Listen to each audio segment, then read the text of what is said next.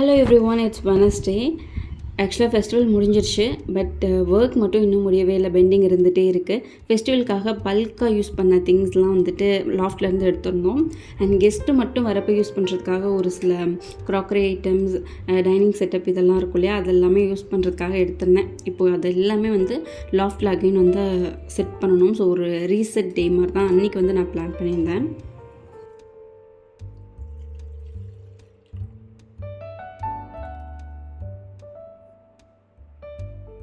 அன்றைக்கி டேக்கான usual ரொட்டீன்லாம் finish பண்ணிவிட்டு நான் அதுக்கப்புறம் திங்ஸ் ரீசெட் பண்ணிக்கலாம். பிகாஸ் ஒரு திங்ஸ் வந்துட்டு காணும், மேபி எங்கேயாவது மிஸ் ஆகிருக்கும். ஸோ அதெல்லாம் பார்த்து எடுத்து வைக்கணும். ப்ரீவியஸ் டேவே வாஷ் பண்ணும்போதே திங்ஸ்லாம் வந்து லாஃப்ட்டில் எடுத்து வைக்கிறதா தனியாக தான் ஸ்ப்ளிட் பண்ணி வச்சுருக்கேன். ஸோ இன்னும் ஒரு சில திங்ஸ்லாம் எடுத்து வச்சிட்டோம் அப்படின்னா ஹஸ்பண்ட் வீட்டில் தான் இருக்காங்க, அவங்க எல்லாமே அரேஞ்ச் பண்ணிடுவாங்க.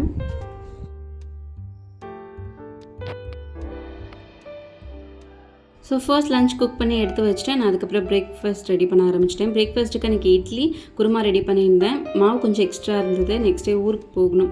ஸோ மாவு எல்லாமே காலி பண்ணணும் அப்படின்றதுக்காக ஸ்வீட் பணியாரம், கார பணியாரம் அண்ட் கூடவே கொஞ்சமாக கார சட்னியும் ரெடி பண்ணிட்டேன்.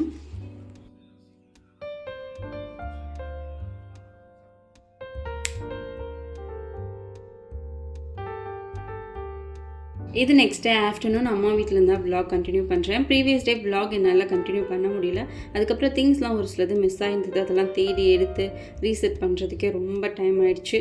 ஸோ வீடியோ அப்படியே ஸ்கிப் பண்ணிவிட்டு நெக்ஸ்ட் டே ஆஃப்டர்நூன் அம்மா வீட்டுக்கு வந்துட்டு அப்படியே வீடியோ எடுக்க ஸ்டார்ட் பண்ணிட்டேன். இந்த திங்ஸ் எல்லாமே நான் 1 மந்த் பிஃபோர் அம்மா வீட்டுக்கு வந்தப்போ வாங்கின திங்ஸ் தான். ஸோ ஊருக்கு போகும்போது எடுத்துகிட்டு போக முடியல, நிறைய திங்ஸ் ஆல்ரெடி இருந்ததால் இது நெக்ஸ்ட் டைம் வந்தால் எடுத்துகிட்டு போய்க்கலாம்னு சொல்லி வச்சுட்டேன். ஸோ அதெல்லாமே என்னென்னு பார்க்கலாம். ஃபர்ஸ்ட் இந்த ஸ்டெயின்லெஸ் ஸ்டீல் ஃபீடிங் பாட்டில் ஆக்சுவலாக கிளாஸில் போகிற ஐடியாவே எனக்கு கிடையாது. நிறைய சர்ச் பண்ணும்போது கிளாஸஸில் நல்லாவே இருந்தது. நமக்கு வந்து ஹேண்டில் பண்ண ஈஸியாக இருக்கும், பட் பேபிக்கு அப்படி இல்லை, அவங்க ஓனாக தான் வந்து ஹேண்டில் பண்ணுறாங்க அப்படிங்கிறப்ப. ஸோ நான் வந்துட்டு அகெயின் வந்து ஸ்டெயின்லெஸ் ஸ்டீல்லே போயிடலான்னு சொல்லிட்டு இதே மாதிரி ஒன்று இருக்குது, பட் அதுக்கு ஆல்டர்னேட்டிவாக நான் பிளாஸ்டிக்கில் ஒன்று யூஸ் பண்ணிகிட்ருக்கேன். அது ஒரு நல்ல பிராண்ட் அண்ட் நல்ல குவாலிட்டியான பிளாஸ்டிக் தான், பட் இருந்தாலும் கொஞ்சம் கில்ட் இருந்துகிட்டே இருந்தது. ஸோ அதை சேஞ்ச் பண்ணணும் அப்படின்னு இந்த டைம் போகும்போது அகெயின் ஒன்று வந்து வாங்கிட்டேன். நெக்ஸ்ட் அப்பாவோட லஞ்ச் பாக்ஸ்க்காக இந்த கண்டெய்னர் ஸ்டெயின்லெஸ் ஸ்டீல் வாங்கியிருந்தேன். இது வந்து சாம்பார், ரசம் அந்த மாதிரி கேரி பண்ணிக்கிறது. ஆல்ரெடி அப்பா கிட்டே இருக்கிறது வந்துட்டு புல் பண்ணி இழுக்கிற மாதிரி டைப், அது சம்டைம்ஸ் லீக் ஆகுது அப்படின்னாங்க. பிகாஸ் அவங்க லஞ்ச் பேக் தனியாக கேரி பண்ணிக்கலாம், ஆஃபீஸ் பேக்லேயே வந்துட்டு லஞ்ச் பாக்ஸ் கேரி பண்ணிப்பாங்க. ஸோ இது வந்து திருகிற டைப் தான், ஸோ கொஞ்சம் ஈஸியாக இருக்குமே அப்படின்றதுக்காக இதிலே குட்டியாக ஒரு பாக்ஸ் இருந்தது. ஸோ 2 வாங்கிட்டோம் அப்படின்னா பேராக இருக்கும், பொரியல் அந்த மாதிரி கூட எடுத்துக்கலாமே அப்படின்றதுக்காக 2 வாங்கிட்டு வந்துட்டேன். அண்ட் நெக்ஸ்ட்டு நான் ரொம்ப திட்டு வாங்கி வாங்கின ஒரு திங்னா இது தான். பிகாஸ் நான் இது டீக்காக கூட வாங்கலை. நான் இந்த மாதிரி சின்ன சின்னதாக 1 பர்சனுக்கு 2 பர்சனுக்கு குக் பண்ணுற மாதிரி சின்ன சின்ன பாட் கிடச்சா ரீசன்ட் டேஸாக வாங்கிட்டே தான் இருக்கேன். பிகாஸ் இப்போ பேபிக்குமே வந்துட்டு நான் ஏதாவது குக் பண்ணுறேன் அப்படின்னாலும், இல்லை எனக்கு மட்டும் டீ எப்போது போட்டுக்கிறேன் அப்படின்னா, அந்த மாதிரி சின்ன சின்ன பாட்னால் எனக்கு ஈஸியாக இருக்குது ஹேண்டில் பண்ணுறதுக்கு. அம்மா வீட்டில் என்னோடய மேரேஜ் டைமில் வாங்கி கொடுத்த திங்ஸாக இருக்கட்டும், ஹஸ்பண்ட் வீட்டில் யூஸ் பண்ணுறது எல்லாமே கொஞ்சம் பெருசாக இருக்குது. ஸோ அது எல்லாமே 2 பர்சனுக்கு வர மாதிரி கொஞ்சம் சின்னதாக இருந்தால் இன்னுமே நல்லாயிருக்குமே அப்படின்றதுக்காக இந்த மாதிரி ரீசன்ட் டேஸாக வாங்கிட்டுருக்கேன். இதோட ஹேண்டிலில் ஒரு சிலிக்கான் வந்து அட்டாச் பண்ணியிருக்காங்க. ஸோ ஹேண்டில் பண்ணுறதுக்கு ஈஸியாக இருக்கும். இதிலே பிளெயினாக இருந்த மாதிரி இருந்தது, பட் இதில் கொஞ்சம் டிசைன் போட்டிருந்ததால் எனக்கு இது கொஞ்சம் லுக் வைஸ் நல்லாயிருக்கு அப்படின்னு எடுத்திருந்தேன். பேபிக்கு வந்து சர்லாக் இல்லை அவங்களுக்கு கஞ்சி மாதிரி எதாவது ரெடி பண்ணுறதுக்கு இது வாங்கியிருக்கேன். நெக்ஸ்ட் அம்மா வீட்டில் ஜிங்க்குக்கு அண்ட் வாஷ் பேஷனுக்கு யூஸ் பண்ணுற மாதிரி இந்த மூவபிள் பைப் கனெக்ஷன் தான் வாங்கியிருந்தேன். இது கொஞ்சம் யூஸ் பண்ணுறதுக்கும் ஈஸியாக இருக்கும், பட் அட்டாச் பண்ண எனக்கு தெரியல. மேபி அண்ணா ஆர் அப்பா அவங்கள்ட்ட சொல்லி தான் அட்டாச் பண்ணணும். இப்போ வரைக்கும் இதை அட்டாச் பண்ணல, அப்படியே தான் இருக்குது. இதோட ப்ரைஸ் வந்துட்டு 63 rupees. ஆக்சுவலாக இப்போ வரைக்கும் நான் வாங்கின திங்ஸ் எல்லாமே கொஞ்சம் அஃபோர்டபுள் ரேஞ்சில் இருக்க மாதிரியான திங்ஸ் தான் கொஞ்சம் தேடி வாங்கிட்டு இருந்தேன். பிகாஸ் அன்றைக்கி வந்துட்டு எனக்கான பட்ஜெட் ஒரு 2000 தான் எல்லா திங்ஸும் வாங்கணும் அப்படின்னு சொல்லி ஃபிக்ஸ் பண்ணிட்டு போயிருந்தேன். நெக்ஸ்ட் இந்த ஸ்டெயின்லெஸ் ஸ்டீல் ஃபில்டருமே அம்மா வீட்டுக்காக தான் வாங்கியிருந்தேன். ஸோ வாஷ் பேஷனில் யூஸ் பண்ணுறதுக்காக. ஃபுட் பார்ட்டிகல்ஸ் இது மாதிரி எதுவும் உள்ளே போயிடக்கூடாது, இதனால் ஈஸியாக இருக்கும். ஸோ அப்படின்ட்டு வாங்கிட்டேன். நெக்ஸ்ட் இந்த டீ பேன் வாங்கும்போது அதுக்கு அட்டாச் பண்ணுற மாதிரி இந்த மூடியும் வந்து வாங்கிட்டேன். ஸ்டெயின்லெஸ் ஸ்டீலில் நிறைய இருந்தால் கூட நம்ம கரெக்டாக பேர் பண்ணி வாங்கிட்டோம் அப்படின்னா யூஸ் பண்ணுறதுக்கு ஈஸியாக இருக்கும். ஸோ இதுவுமே ஒன்று வாங்கிட்டேன்.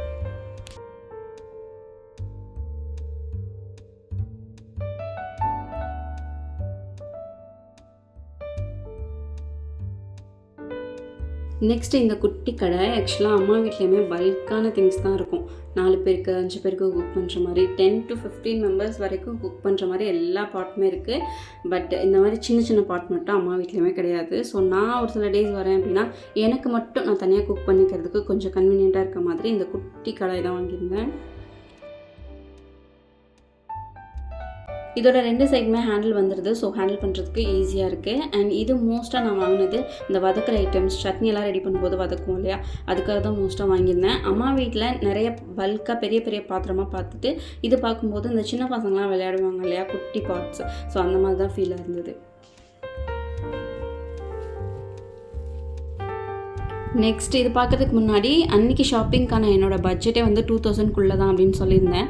பட் இந்த ஒரு ஸ்டெயின்லெஸ் ஸ்டீல் குக்கரே வந்துட்டு 2000 சம்திங் வந்துடுச்சு. பிகாஸ் சின்னதாக இருக்குது, இந்த மாதிரி குக்கர் அம்மா கிட்டே இல்லையேன்னு சொல்லிட்டு அம்மாக்காக தான் வாங்கினேன். பட் நான் எடுத்துகிட்டு போயிட்டேன், அது வேறு விஷயம். பட் அது வந்து அம்மாக்காக தான் ஃபஸ்ட்டு வாங்கினது.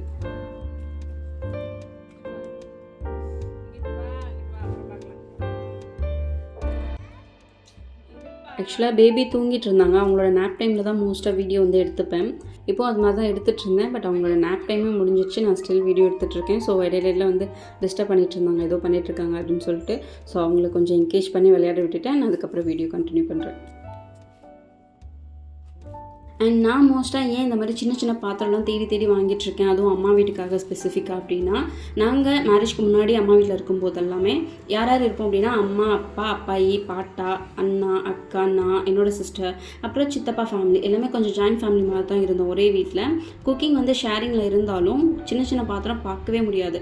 பிகாஸ் இவ்வளோ பேருக்கு சமைக்கணும், குக் பண்ணணும் அப்படிங்கிறப்ப அவங்களுக்கு பெருசு தான் வந்து கன்வீனியண்ட்டாக இருக்கும்.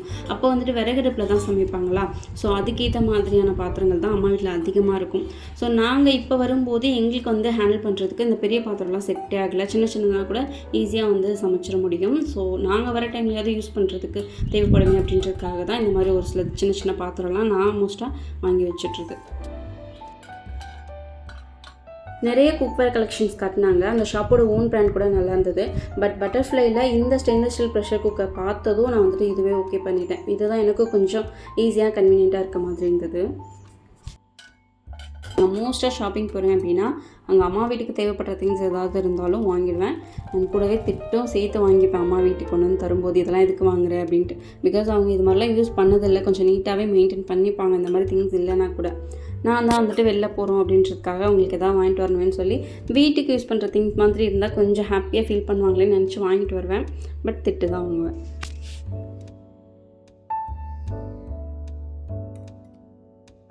அன்றைக்கி ஈவினிங் டீ ஸ்நாக் அந்த மாதிரி எதுவுமே கிடையாது. பிகாஸ் அண்ணாவோட பர்த்டே அப்படின்றதால ஈவினிங்கே கொஞ்சம் சீக்கிரமாக கோவில் போயிட்டு நைட் டின்னர் ரெஸ்டாரண்ட்லேயே சாப்பிட்டு வந்துடலான்னு பிளான் பண்ணியிருந்தோம்.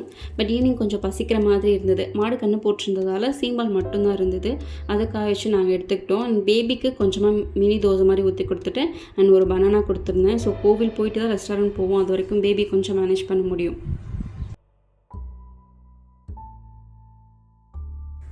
ஸோ வீடியோ எடுத்த கையோடய ஒரு சில திங்ஸ்லாம் அப்படியே க்ளீன் பண்ணி விட்டுட்டு ரூமும் க்ளீன் பண்ணி விட்டேன். எப்போ ஊருக்கு வரையனோ அப்போ எல்லாமே இந்த ரூம் க்ளீன் பண்ணுற வேலை தான் எனக்கு பெருசாக இருக்கும். ஸோ ரூம் மட்டும் லைட்டாக க்ளீன் பண்ணி விட்டுட்டு அண்ட் எந்த ட்ரெஸ் வந்து அன்றைக்கி வேர் பண்ணலாம் அப்படின்னு சொல்லி பார்த்து எடுத்து வச்சுட்ருந்தேன். அன்றைக்கி அப்பாவுக்கு ஒர்க் இருந்தது. ஸோ அவங்க ஆஃபீஸ்லேருந்து வந்ததுக்கப்புறம் தான் கோவில் கிளம்ப போகிறோம். நிறையவே டைம் இருக்குது. ஸோ மாடிக்கு போயிட்டு ஒரு வாக் பண்ணிவிட்டு நான் அதுக்கப்புறம் வந்து கிளம்பணும் அப்படின்னா கரெக்டாக இருக்குமே அப்படின்றதுக்காக சின்னதாக ஒரு 10 to 15 மினிட்ஸ் வாக் போயிட்டு வந்துட்டேன்.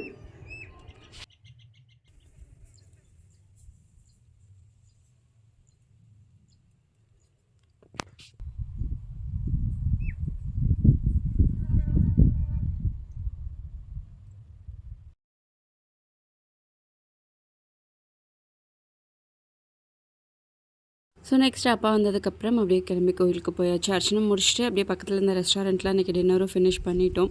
ஸோ யூஸ்வலாக எங்களோட பர்த்டே செலிப்ரேஷன் இப்படி தான் இருக்கும் எப்போதுமே. கோவில் போனதால் நான்வெஜ் எதுவும் எடுத்துக்க வேண்டாமே அப்படின்றதுக்காக வெஜ் ரெஸ்டாரண்ட் தான் போயிருந்தோம். ஸோ அன்றைக்கி ஃபுல்லாக வந்துட்டு வெஜ் மீல் தான் சாப்பிட்டோம். சாப்பிட்டுட்டு ரிட்டன் வரும்போது அப்படியே கேக்கும் ஆர்டர் கொடுத்துருந்தோம். அதுவும் ரிசீவ் பண்ணிவிட்டு டீ காஃபி எல்லாமே சாப்பிட்டுட்டு வீட்டுக்கு வந்தாச்சு. வீட்டுக்கு வந்ததுக்கப்புறமா சின்னதாக ஒரு கேக் கட்டிங். ஸோ அவ்வளோதான் அன்றைக்கி என்ன டே வந்து அப்படி தான் போயிருந்தது. ஸோ என்னோடய வீடியோஸ் உங்களுக்கு பிடிச்சிருந்தது அப்படின்னா சப்ஸ்கிரைப் பண்ணிக்கோங்க. Please keep watch and supporting me. Next ஒரு இன்ட்ரெஸ்டிங்கான வீடியோவில் பார்க்கலாம். பாய்.